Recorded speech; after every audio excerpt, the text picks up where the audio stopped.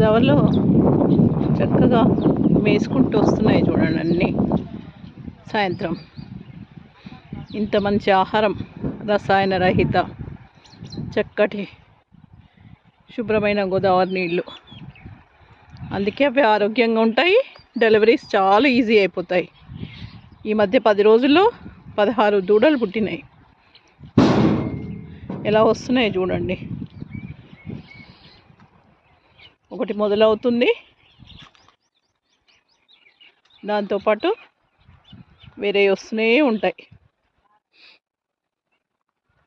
పిల్లలన్నీ ఇక్కడే ఉన్నాయి గోశాల్లో. తల్లులు మాత్రమే వెళ్ళాయి. 1, 2 తప్పించుకుంటుంటాయి పిల్లలు. చాలా తెలివైన పిల్లలు. అప్పుడు ఏం చేయలేము వాటిని మేము.